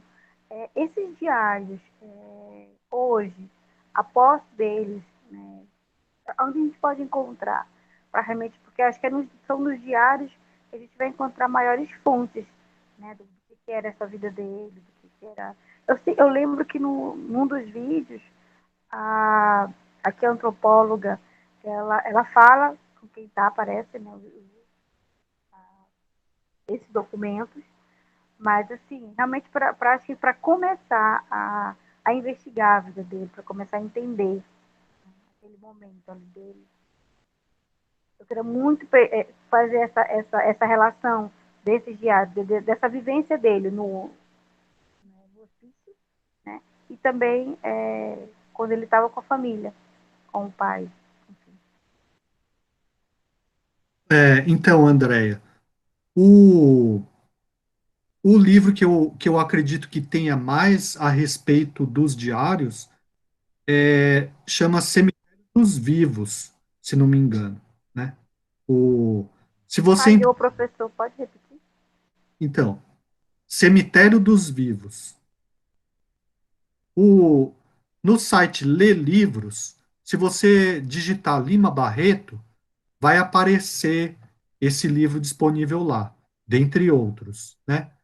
E, assim, sendo bastante sincero com você, eu não conheço essa parte da obra dele. Eu conheço mais os contos e o Triste Fim de Policarpo Quaresma, né?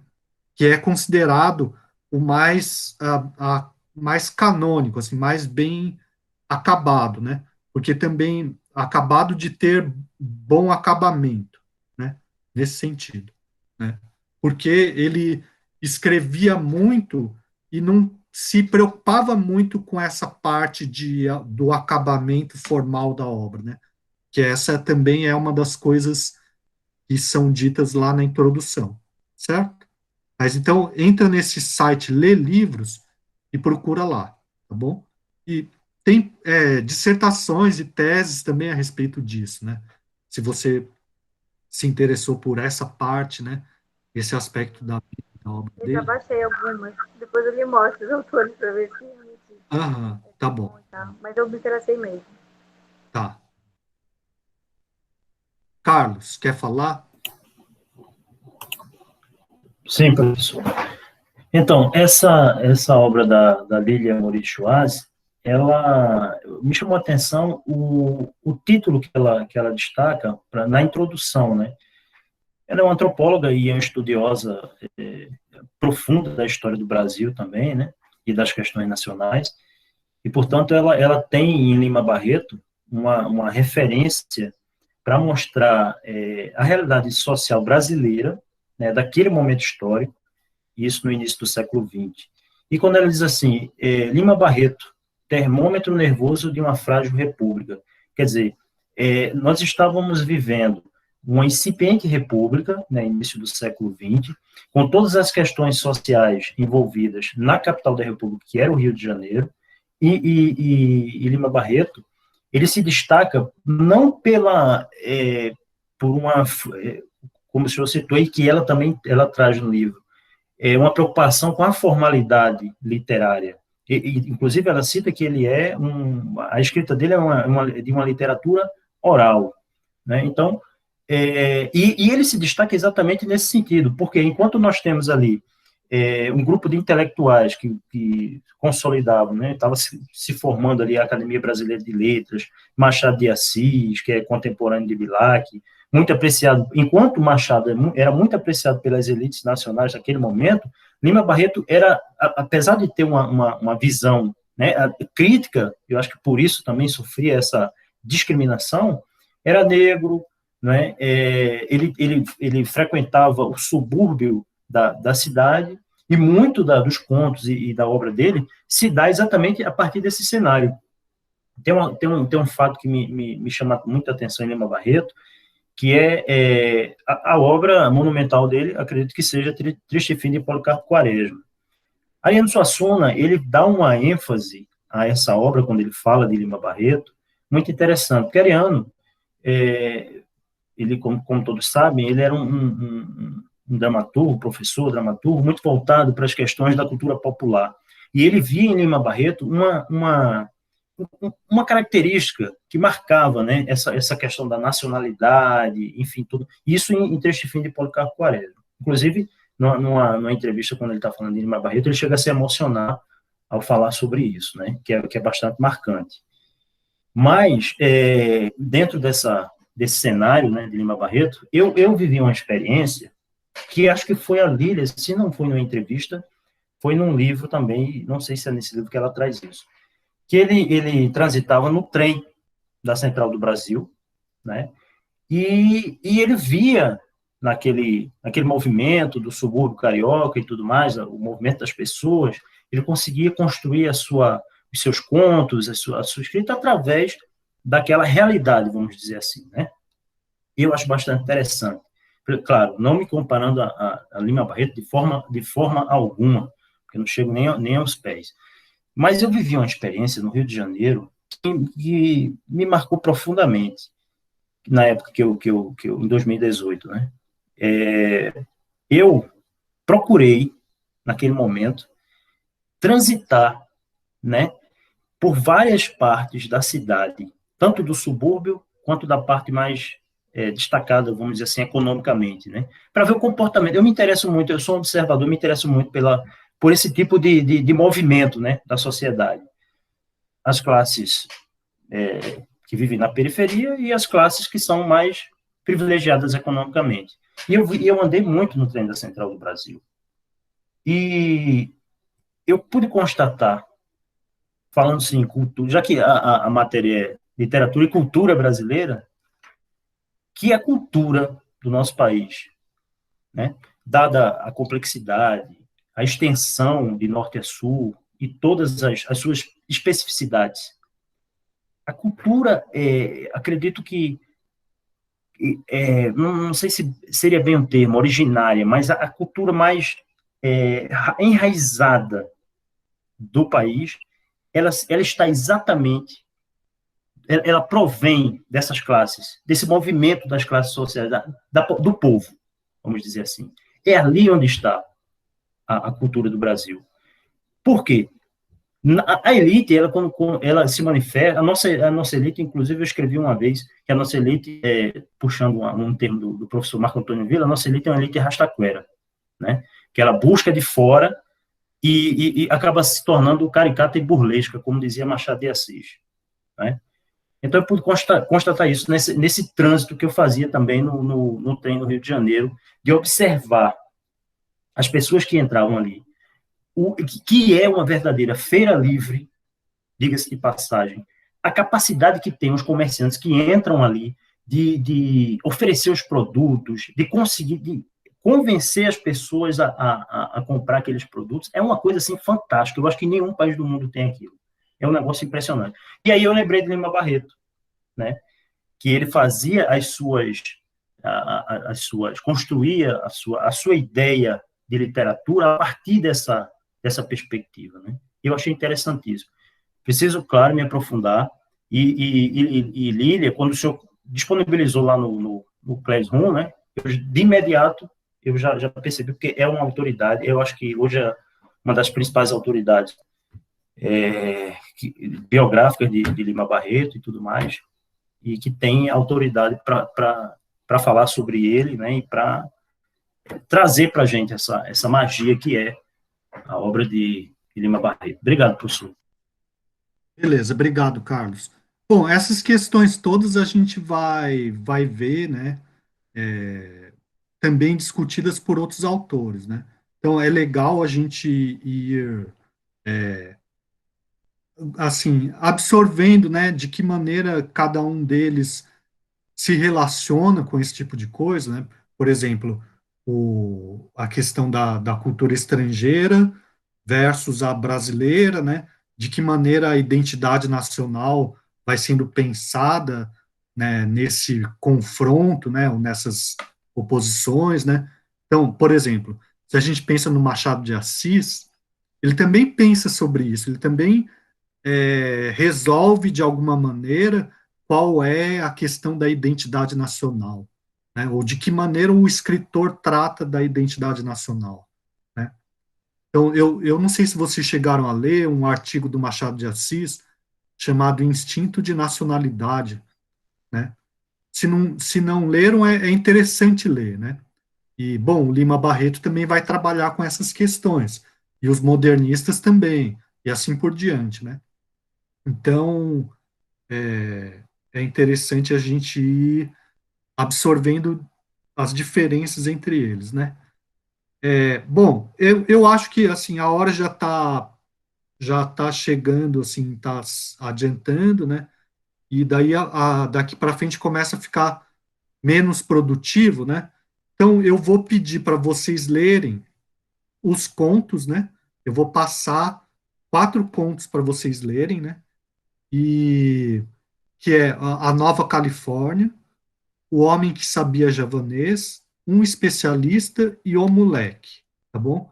Eu vou colocar no chat aqui e depois também eu vou reforçar isso, né? No WhatsApp e no Classroom, né? Mas de qualquer forma eu já coloco aqui no chat. E daí lembrando que dentre os autores do pré-modernismo, vocês não precisam trabalhar com todos. Vocês vão escolher um deles, né? Então é legal ter uma visão geral, né? Então vocês comecem a ver, por exemplo, os vídeos, né? Os vídeos que eu coloquei lá sobre os demais autores, né? Sobre Euclides da Cunha, sobre Augusto dos Anjos, sobre Monteiro Lobato, né? É interessante também ver que o Monteiro Lobato ele é mais conhecido pelo Sítio do Pica-Pau Amarelo, né? Mas ele também é autor de literatura não infanto-juvenil, né? Literatura para adulto, tá bom?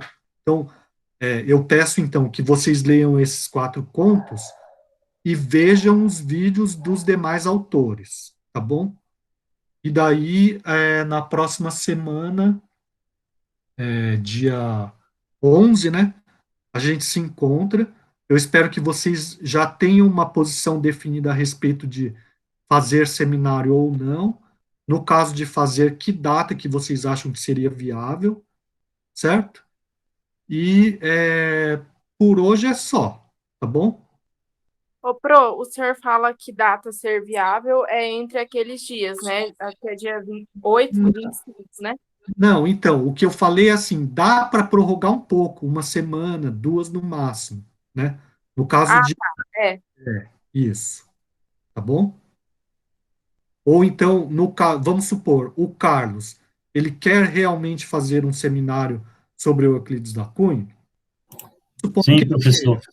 Tá, então, Sim, claro. não, então, tá bom. Eu não Eu estou falando que é para fico você. até emocionado Tá bom. pela oportunidade e ficaria muito triste se não tivesse essa oportunidade agora, pelo amor de Deus. Mas não era uma pergunta retórica, não é para você. Desculpa. Desculpa, eu até abri a câmera aqui e falei, está acontecendo alguma coisa que... Obrigado. Não, era para você, assim, pensar em apresentar uma data que você ache viável. Daí eu falo, beleza, essa data tá bom. Ou então, não pode ser um pouco mais cedo, entendeu? Apresentar uma proposta de data que você acha viável para fazer esse seminário bem feito, né? Tá bom? Na próxima aula já lhe trago a data. Isso. É isso que eu estou pedindo. E os demais também a respeito dos outros seminários possíveis. Tá bom? Mais alguma coisa? Então tá, então por hoje é isso. Eu agradeço a participação de vocês. Boa noite a todos. Eu peço para a Andréa me mandar a lista, né, de presença. E até a próxima, então. Até a próxima. Boa noite a todos. Boa noite. Boa noite, professor. Eu que agradeço pela presença e participação.